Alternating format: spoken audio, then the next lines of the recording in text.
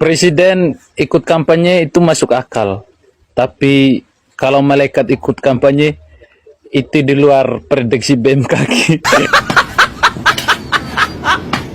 Khususnya buat anak-anak muda di luar sana, ini adalah kesempatan yang jangan kalian miss out on. Ntar FOMO loh, beneran loh.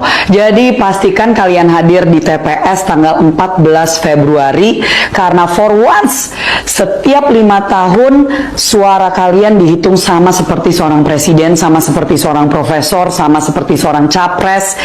Nggak ada yang bisa mendapatkan posisi mereka tanpa kalian memastikan suara kalian tuh didengar.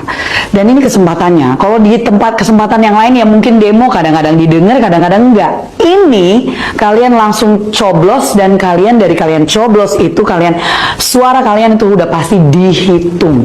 Tidak mungkin tidak. Jangan lupa nomor 2. Assalamualaikum warahmatullahi wabarakatuh. Saya buka aplikasi TikTok ini, akun beranda saya dipenuhi dengan berita-berita tentang debat presiden tadi malam.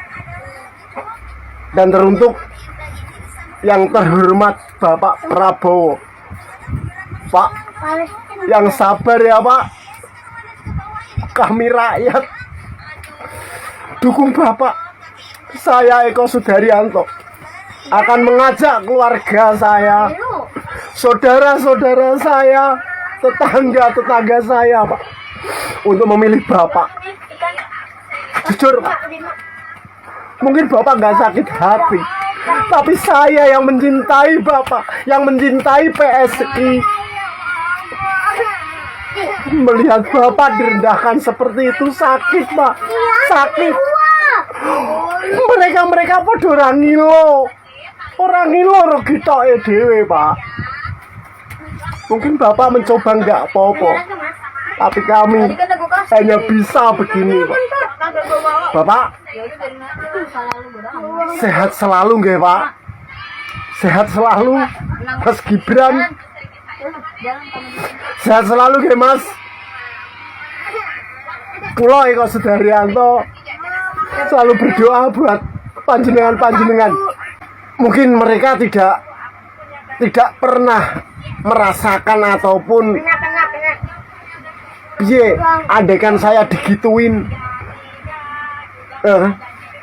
rendah banget loh. Sedangkan mereka itu kinerjanya apa? Seperti Pak Anies ya dipecat dari Menteri Pendidikan, jadi gubernur DKI juga Bapak yang mengusung, tapi kok kere munggah balik.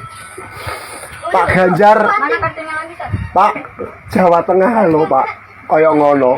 Jujur, saya sangat kecewa dengan panjenengan yang merendahkan Bapak Prabowo. Harusnya sampean sebagai pemimpin itu tidak seperti itu. Mahfud MD bilang membiarkan ibu lahirkan anak tak beradab adalah dosa kepada bangsa. Astagfirullahaladzim. Pak Mahfud MD, jujur Pak, setelah Bapak membuat pernyataan tersebut, saya googling nih Pak. Saya mencoba menelaah apa sih yang dimaksud perkataan Bapak ini. Tetapi yang nyantol di otak saya itu adalah tentang debat sih Pak. Apakah Bapak masih baper dengan hasil debat kemarin Pak? Saya jujur aja sebagai rakyat Indonesia itu merasa malu sih Pak mendengar pernyataan Bapak ini Pak. Pernyataan Bapak ini seolah-olah Bapak itu bukan seorang profesor Pak. Bapak ini seorang profesor yang dihormati, yang disegani oleh orang, termasuk saya. Saya adalah fans berat Bapak, apalagi saya sama orang Madura ya Pak ya. Saya fans berat Bapak. Tapi ketika Bapak membuat pernyataan dari kemarin-kemarin, pernyataan Bapak itu yang tidak berkelas kalau menurut saya Pak, itu sungguh sangat mengecewakan bagi saya Pak.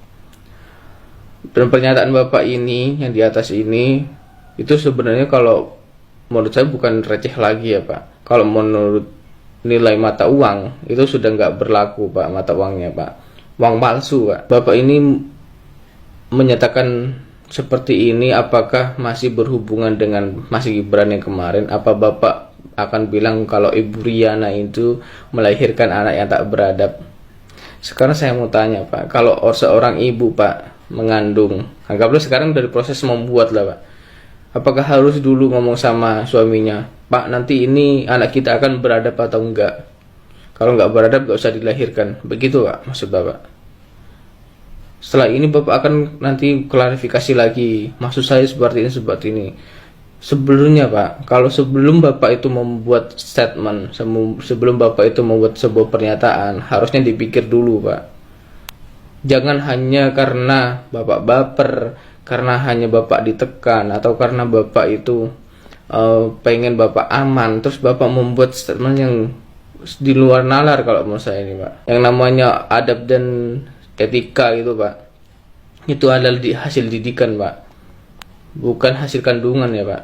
Ini saran saya saja Pak, kalau Bapak sudah lelah Pak menjadi cawapres, mundur saja Pak, jangan hanya mau ditekan Pak. Itu aja sih Pak, jangan nanti setelah Bapak gagal jadi cawapres, gak jadi cawapres nih ya Pak ya, terus Bapak bilang, wah saya kemarin gak enak ada di paslon ini. Jangan sampai ya Pak, bahaya nanti malah Pak. Jadi jangan-jangan calon kau itu nanti kalau kalah, itu jadi tersangka semuanya. Prabowo belum pernah disidik, Prabowo belum pernah hadir di persidangan. Calon-calonmu itu sudah ada yang disidik, sudah ada yang sebenarnya naik ke penyidikan, sudah dipanggil berjam-jam, sudah ada yang di ruang sidang.